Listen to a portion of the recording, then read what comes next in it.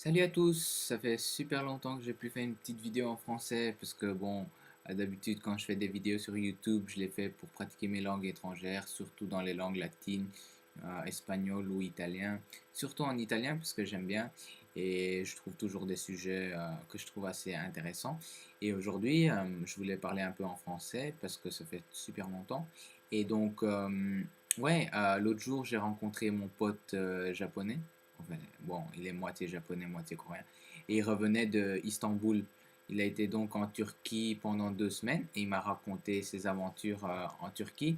Alors il faut savoir que avant qu'il aille en Turquie, il a étudié le turc, la langue turque pendant, je crois, 5 6 mois. Et je le voyais tous les jours en train d'étudier le turc. Et je trouvais que c'était assez bizarre, un japonais qui apprenait le turc. Bon, même si moi, j'apprends des langues assez bizarres aussi.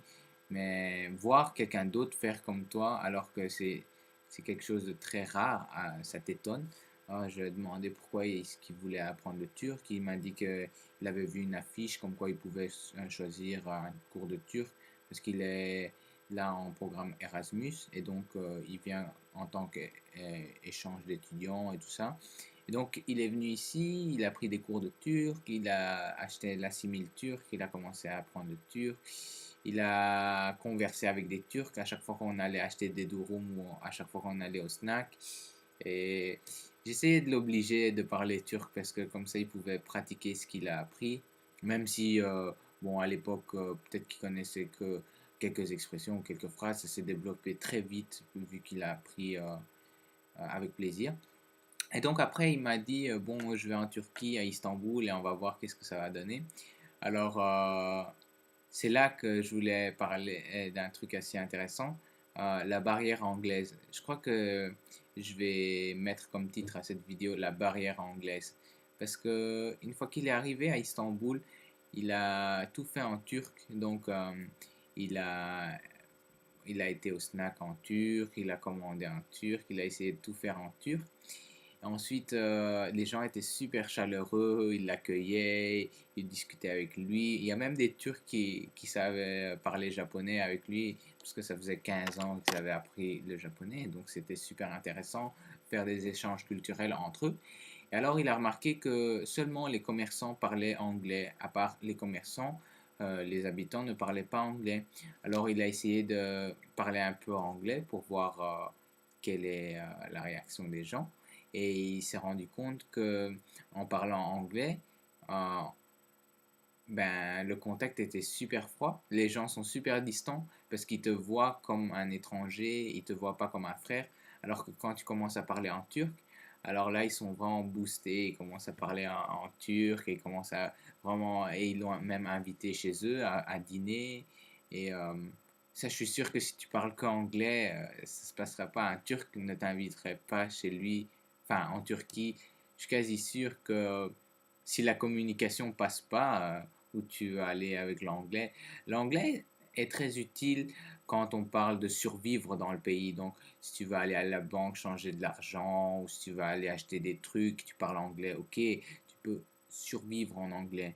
Mais bon, après, quand tu veux vraiment comprendre le pays, voir comment les gens y vivent, comprendre la télé, lire les journaux et vraiment faire tout comme un Turc le ferait et découvrir vraiment la vie turque, vraiment euh, tout ce qui serait intéressant à faire si on va en Turquie, ben, il pouvait le faire parce qu'il avait appris le turc. Bon, euh, il avait appris à communiquer en turc et il a dit que ça a changé tout son voyage. S'il n'avait pas su communiquer en turc, il y aurait plein de choses qui ne se seraient pas passées. Je crois qu'il se serait trouvé un peu isolé des autres Turcs vu que il serait toujours en train de visiter des trucs tout seul, alors que là, il s'est fait plein d'amis, plein de potes à gauche, à droite. Il a pu vraiment découvrir la ville d'Istanbul de fond en comble et je trouve que c'est pas mal. Et c'est pour ça que je me dis que c'est pour ça que j'aime pas trop l'anglais. Donc l'anglais, c'est vraiment pratique pour quand on doit parler à quelqu'un dont on n'a aucune langue en commun. Genre si moi je dois parler à un Coréen qui parle que coréen ou anglais, je suis obligé de parler anglais juste pour survivre et pour que le message passe. Mais un jour, quand j'aurai appris le coréen, ben, je parlerai plus anglais avec le coréen. Et à chaque fois, c'est la même chose. Et donc, c'est vraiment une très belle expérience. Si vous apprenez une langue et vous allez directement dans le pays, vous verrez que l'anglais fait vraiment pas le poids parce que l'anglais sert à dépanner, alors que la langue locale sert vraiment à vivre l'expérience à 100%, alors que l'anglais, tu vis l'expérience à peut-être 10-20%, juste, tu communiques juste pour survivre, alors que là, si tu vas en Turquie et que tu parles en turc, eh ben, tu communiqueras pour le plaisir et tu commenceras à faire des conversations avec tous les gens qui sont super chaleureux, et ils sont super ouverts et ils veulent t'accueillir et tout. Et franchement, moi, j'ai pu comparer quand j'ai été dans des pays où je parlais pas la langue, par exemple en République tchèque, les gens étaient super froids et ils étaient pas agréables, franchement. Je sais pas si c'est en général, mais quand j'étais à Prague, franchement, les gens n'étaient pas sympas. Alors, ben, je parlais pas la langue. Eux, ils parlaient pas du tout anglais. Même à la banque, les gens, ils parlaient pas du tout anglais. Donc, je me disais, ouf, c'est bizarre. Même à la banque, j'ai dit en anglais que je voulais changer de l'argent, mais eux, ils ont pas compris. Donc, j'ai dû jouer avec les mains et les pieds pour me faire comprendre, quoi. Et bon, ils m'ont dit polski ou tchèque. Tchèque ou polonais. Moi, je connaissais aucune des deux langues, donc j'ai dû vraiment, je sais pas, montrer des billets et faire un signe pour leur faire comprendre que je voulais changer de l'argent. Et puis, quand j'étais à Taïwan, bon, je parle chinois, donc j'ai vu la différence. J'ai vraiment testé pour voir si je parlais anglais, si je me faisais passer pour un Taïwanais qui est né ouais, aux États-Unis ou au Canada et qui retourne à Taïwan pour découvrir le pays. Et j'ai vraiment essayé de parler en anglais avec des gens que je rencontrais dans le magasin ou dans les marchés ou dans les transports en commun. Et j'ai remarqué que les gens me fuyaient parce qu'ils ont peur de parler anglais et ils veulent pas du tout parler anglais parce que et fuient les étrangers, c'est grave. Quand j'étais avec une amie italienne là-bas, bon, ils ne savaient pas communiquer entre eux deux parce que le vendeur taïwanais ne connaissait pas l'italien et l'italienne ne connaissait pas l'anglais ni le chinois. Donc, j'ai dû, euh, j'ai dû un peu jouer aux interprètes et c'était marrant vu que tu voyais deux personnes qui ne savaient pas communiquer. Alors, les, euh, elle commence à parler en italien, le gars il dit qu'il comprend rien, et c'est vraiment marrant parce que, bon, là, la seule solution c'est l'anglais, et les deux personnes ne parlent pas anglais, et donc ça fait déjà un mur, c'est une barrière linguistique entre les personnes.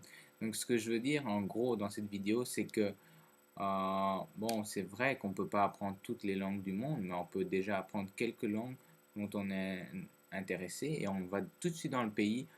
Et vous pouvez faire l'expérience si par exemple vous avez déjà été dans un pays dont vous ne parlez pas la langue, et après un an vous avez appris à converser dans la langue, et vous retournez dans le pays, et vous verrez qu'il y a des grandes différences. Vous ferez beaucoup d'amis.